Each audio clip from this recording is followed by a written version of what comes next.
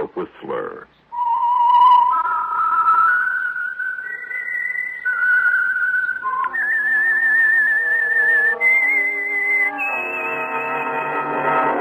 I am the Whistler, and I know many things, for I walk by night. I know many strange tales hidden in the hearts of men and women who have stepped into the shadows. Yes, I know the nameless terrors of which they dare not speak.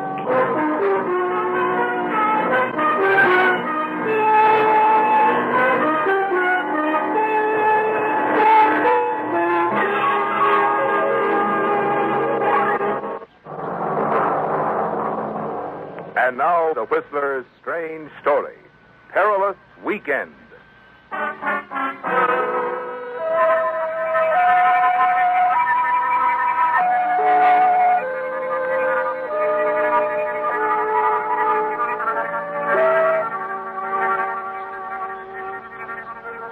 Sudden fear, uncontrollable in that first moment of shock, hit Clay Bowman with its full impact as he stood on the terrace of the penthouse high above the city. And he could only stare down at the lifeless form of the young woman sprawled out at his feet. He seemed rooted to the spot, his body refusing to obey the impulse to run, to get away as fast and as far as he could. It was only when he became aware of the voices close by that he moved, ran half stumbling across the living room to the front door of the apartment, partly open. You could hear the voices in the corridor outside. Closer. Closer, Clay. Hello? You look around frantically for a place to hide, and then drop quickly to your hands and knees behind the large sofa. Hello? Anybody home? Anita? Well, she must be home, Fred. She wouldn't go out and leave her front door open. Maybe she's out in the terrace. I'll have a look. Fix us a drink, will you, sweetheart? Sure. Anita, you out here? Fred, looks like there's no soda here. Plain water, okay? Fred, do you hear what I... Helen. Well, what's the matter? It's Anita. She's out there. She's been murdered. Murdered? Better call the police. You're trapped, aren't you, Clay? They're certain to remain in the penthouse until the police arrive and find you. You watch as the Hello, woman operator. moves slowly toward the Give me terrace. police. The man is talking into the telephone, his back to you. Now is your chance. Will you? You dart out from behind the sofa, but your elbow hits a table lamp, crashes to the floor. The man whirls and then leaps at you. Twice in the struggle, you break away. Oh, you don't. Each time he catches you before you can reach the door. Finally, your fist crashes full into his face, and he falls back against the piano. And you whirl and race out of the apartment.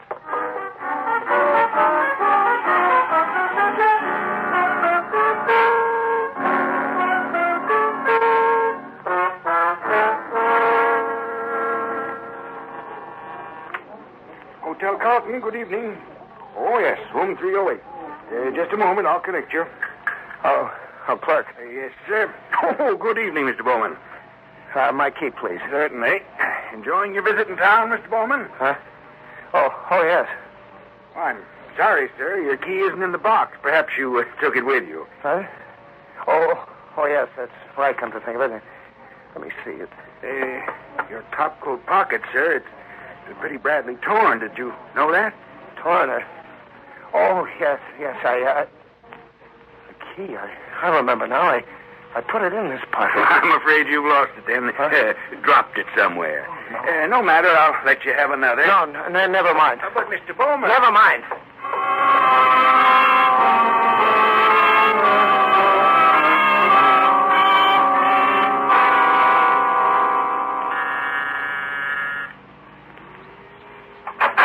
Yes, what is it? What? Well, what do you know? Clay Bowman. Hello, Tony. Well, this is a surprise. Come on in, fella. Come on in. What are you doing here in town? Business trip. Got in this afternoon. Boy, it's good to see you. It's been a long time, Clay. Yeah. It looks like you could stand a drink. Look, I've done a fool thing, Tony. I don't know what got into me. I just must have been out of my mind. Yeah, it sounds serious. It is, Tony. It's a girl I never saw before, never even knew her name. It all started on the telephone when I tried to phone Charlie. Hey, look, I'm not following this at all. Fill me in from the top, huh? Yeah. Well, as I said, I arrived this afternoon. I found out the man I was supposed to see had gone out of town. Won't be back till Monday. So there I was, stuck here for the weekend. I didn't know what to do with myself. Here's your drink. Thanks. Well, look, Clay, why didn't you give me a buzz? Well, I planned to, Tony, but... Yeah, I know. You called Charlie first. Well, you and Charlie never did like the way I lived, did you? Well, a little too fast for you boys. So the old high school threesome has been a twosome the last few years. Oh, it's not that, Tony. It's sure it is. Well, that's okay. I got dollars where you guys have got dimes. Well, anyway, go on. Tell me your troubles. Well, when I called the number Charlie gave me when I was here last year, a woman answered the phone. Yeah? It seems the phone company had changed a lot of numbers and given this woman Charlie's old number somehow. Oh, yeah? Well, go on. Well, she seemed very nice, real friendly. Sounded kind of lonely, too. Huh? Well, so it all ended up with her asking me over for a drink. What? I don't know what made me do it, Tony. I wouldn't do anything to hurt Marcia for all the money in the world, but... No. But I didn't see anything particularly wrong in it at the time, so... Well, so I went. Yeah. When I got there, I found the apartment door open. I went in, and there she was. Dead. Dead? Yeah. Where'd all this happen, Clay? Oh, in a little penthouse apartment just off Sunset. Anyway, I got panicky, and I got out of there as fast as I could. I didn't want to get involved. Police, questions, a story in the papers because... Oh, sure, because of your wife, Marcia, yeah. So you ran. Anybody see you? Yeah, before I could get out, a man and a woman came to the apartment. He tried to stop me. There was a struggle. But you did get away. Yeah, that's important. This man, he doesn't know you. Oh, no. Yeah. No, but in the struggle, my coat pocket was torn. I lost my hotel key. What? Yeah, don't you see? The name of the hotel, the room number's on the tab. When the police find that key... Sure, they'll trace it down and identify you as the man who ran from the apartment. Oh, wow. You are in a jam, Clay. Yeah, I know.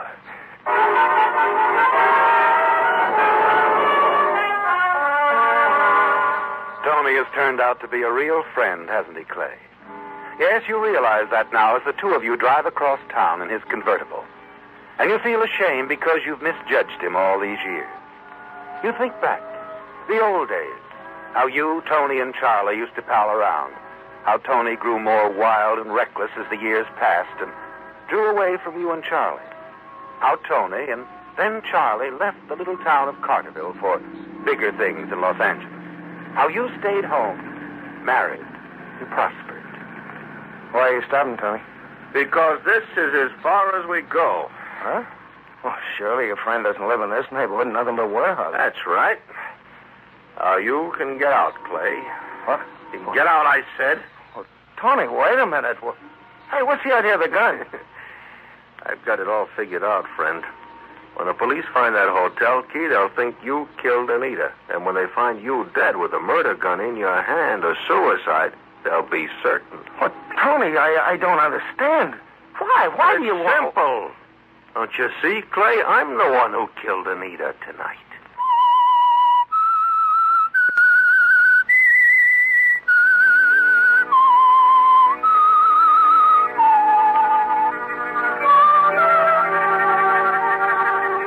It's unbelievable, isn't it, Clay? Weird, fantastic, like some horrible nightmare. And it all started less than an hour ago. In panic, you ran from the scene of a murder, a crime you had nothing to do with. But because you lost your key to your hotel room there, you're certain the police are looking for you. And you turned to an old friend for help. Then came the shocking revelation. You learned that he was the killer. Yes, Tony Grayson is the murderer of the woman in the penthouse. And now, sitting next to him in his car, he holds a gun on you. He means to kill you, doesn't he, Clay? Leave you for the police to find a suicide and fix the blame for the crime on you. Funny the way it turned out, isn't it, Clay? Of all the people in town, you had to come to me.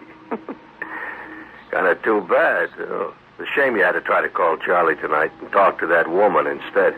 Oh, she was poison. Why? Why did you kill her? That, my friend, is a long story. I won't bore you with the details. Let's just say that I had to. You know, I met Anita pretty much the way you did. I decided to call Charlie Bigelow one night, and I called his old number, had the same experience you did. So I went up to that little penthouse apartment. That's how I met her. That's how it all started. Is Charlie still in town? Oh, yeah, he's doing real well. He lives at the Shelton Plaza now. All right, come on, Clay. Get out of the car. Now, wait a minute, Tony. I said move. As you step out of the car, you suddenly slam the door back. It catches Tony unaware, knocks the gun out of his hand. You turn and race down the street.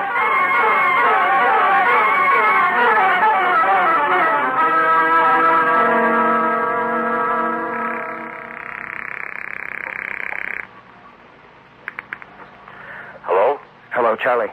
Yes, this is Charlie Bigelow. This is Clay. Who? Clay Bowman from Carterville. Clay. Well, you old son of a gun. How are you? Where are you? Here in town? Yeah. Well, doggone it, Clay. It's good to hear from you. Charlie, I've got to see you. Well, sure. You come on over. My wife will be glad to see you, too. No. I can't come over, Charlie. Can't we meet somewhere? Meet somewhere? Hey, is something wrong, fella? Yeah, I'll explain everything when I see you. Okay. Now, where are you phoning from? Drugstore on the corner of Palm and 16th across from the park. I'll meet you there in 10 minutes.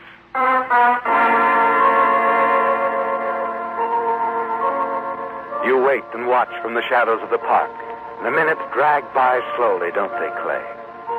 Then finally you see Charlie drive up and stop in front of the drugstore. You call out to him, and he hurries over. Quickly, you tell him what's happened. Clay, this is unbelievable. It's crazy. Yeah, but it's all true. Everything I've said. Tony Grayson, a murderer. He admitted it to me, Charlie. Did Tony ever mention this Anita to you? No. But then Tony and I haven't seen much of one another in the past year. Look, Clay, why don't you go to the police? Tell them everything you've told me. Oh, look, would they believe me, my word against that of a big shot like Tony Grayson? Why not? Well, they'd want to know what I was doing there at the penthouse. Why I ran away. Would they believe me when I told them I'd never seen the woman before, that it was just a pickup over the phone? Well, what are you going to do then? Keep running from the police? I don't know, Charlie. Look, come on back to the apartment with me and we'll talk this out. We'll figure something. No, I don't think that'd be a good idea. Going back to your place, I mean. Well, the police won't be looking for you there. Well, it's Tony I'm thinking about. He should have figured I'll contact you, and he might be over there right now waiting. Maybe you're right. Well, I'll go back alone, and if I see him hanging around, I'll call the police. Tell them exactly what you've told me. Yeah, but what proof do we have that he tried to kill me? That he killed Anita? Only my word for it, the word of a fugitive, isn't it? What's the matter? Get back. Quickly. Oh, sure. What is it? Across the street. Police car just turned in the corner. Oh, relax. They're just cruising. See, they're driving past. Yeah. Oh, this isn't any good, Clay. You can't go on running from the police. I know you're under a strain, but you're going about this all wrong. Well, it's my neck. Let me figure this out. I'm sorry. Oh. So, my Charlie, I didn't mean to jump all over you, but... Well, it's just I can't turn myself in, not yet. Well, you can't spend the rest of the night in the park. What are you going to do? There's a hotel not far down the street. I'll check in there. Okay. I'm pretty sure you'll feel differently about all this in the morning. Maybe. Charlie, are you sure Tony never told you anything about this Anita Evans? I'm positive. But look, Clay, you'd better see about getting a good night's rest. You look whipped. Yeah, I am whipped, Charlie. Completely whipped.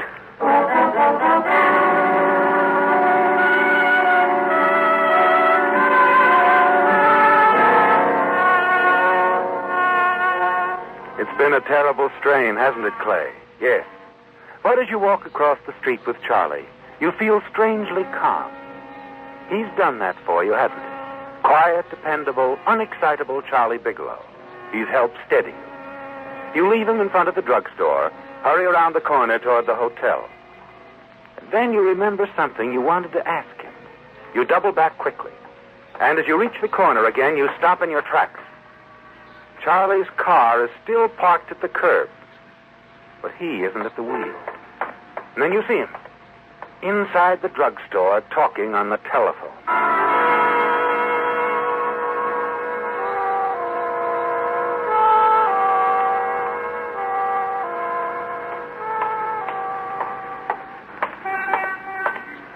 Charlie. What? Oh, Clay, I Good thought you... thing I came back. Who are you calling? Well, Irene, my wife. Really? Of course. come on, Charlie. Who did you call? Take it easy, fella. Tony? Maybe you called Tony, huh? Now, why would I do that? I'm asking you. Did you call Tony? Tip him off what hotel I'd be in? Now, look, you'd better calm down. Your nerves are showing. Yeah, maybe you know more about this than you care to tell. Maybe you double-crossed me, Charlie. You've had a rough night, Clay, so I'll make believe you didn't say that. Who did you call? I told you, my wife. I thought I might be able to get a lead on Anita Evans. From your wife? How does she fit in? Well, she doesn't. But a year or so ago, when Tony was still seeing us occasionally, he used to talk a lot about a couple he played around with by the name of Wilson. Now, Tony might have introduced this Anita to them at one time or another, so I phoned Irene to see if she knew how to find the Wilsons. Did she? No, except that she remembered Tony said they lived in Seacliff. I thought I might run over to see them, see if they could help us. I'll go with you. Now, look, you'd better try to get some rest. Go on to the hotel. I'd rather go with you. You still don't trust me. Oh, sure. Sure, Charlie. I just like to go along, that's all. Remember, I'm the guy that lost his hotel key at the scene of the murder. Okay, if you want to come along, let's get moving.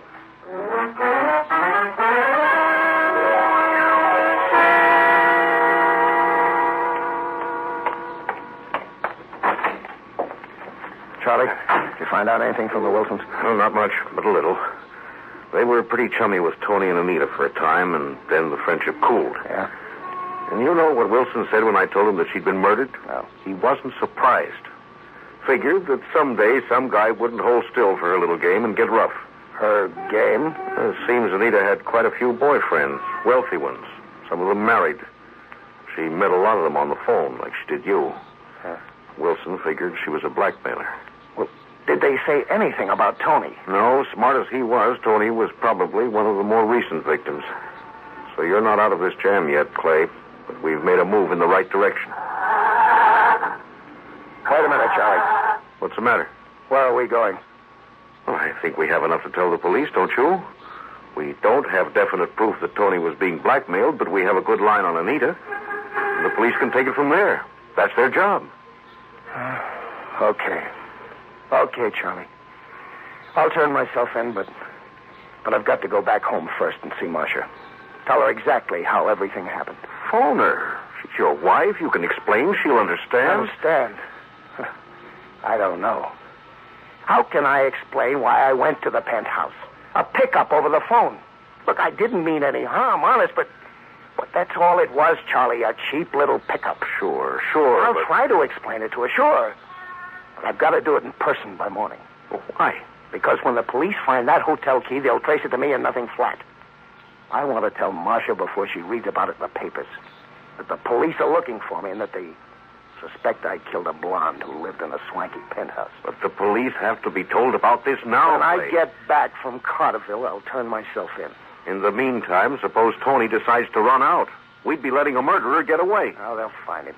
If they don't pin it on me first. All right, now I'm only thinking of Marcia. What all this is going to do to her. Wait a minute.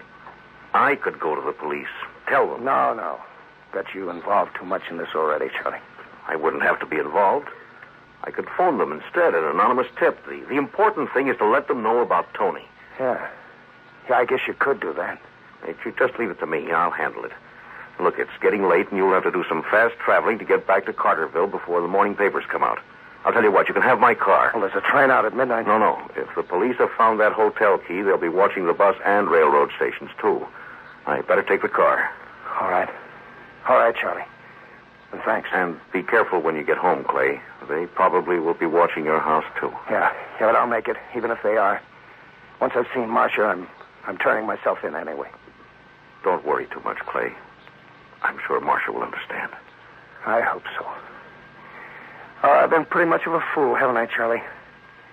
Even if Marcia does understand, I'm afraid things will never be the same again between us.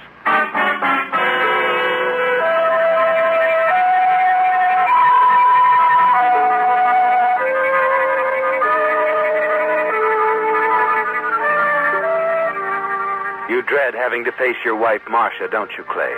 Having to tell her of the terrible trouble you're in. And it's all because of a simple phone call you made. Yes, that's how it started. And it could have ended soon afterward when you ran from the murdered woman's penthouse. You could have been completely in the clear if it hadn't been for the hotel key. The key you're certain the police found helped them to identify you as the man seen running from the scene of the crime. If it hadn't been for that key, no one would have ever known that you'd been there. It's shortly after 8 in the morning when you arrive at your house in Carterville. Find that Marcia's not there. And you realize she's probably visiting with one of the neighbors. You walk into the bedroom. Stretch out on the bed. You're completely exhausted, aren't you, Clay? Before you know it, you fall asleep.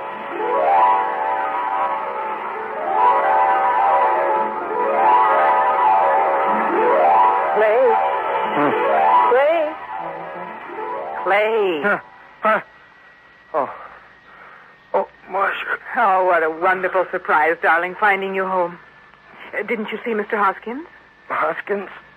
Oh, no, he was out of town. Won't be back till Monday. And you drove all the way back to Carterville so we'd have the weekend together. Oh, you're an angel. Oh, by the way, whose car is that in the driveway? Oh, Charlie Bigelow's. He let me borrow it. You remember Charlie? Oh, of course. Darling, don't you have another good friend up in the city, a Tony Grayson? Tony? Oh, yes. Not a very good friend, really. Oh, well, I'm glad. Something here in the morning papers about him. Huh? Seems the police wanted to question him about a murder. They caught him at the airport trying to get away. What? He was wounded when he ignored a command to halt, then confessed to the murder of a woman named Anita something or other. Confessed? Here, let me see that. It's there on the front page. You can read about it while I fix some breakfast. Oh, by the way, young man, Huh? I can't say I approve of the way you take care of that top coat I got you last Christmas. Oh. Look, the pocket's almost torn off. Well, I'm sorry about that, Marcia. Well, never mind. I can mend it. Oh, what's this? What? A hotel key in the torn lining of your coat. The key. Room 307. Hotel Carlton. The Whistler.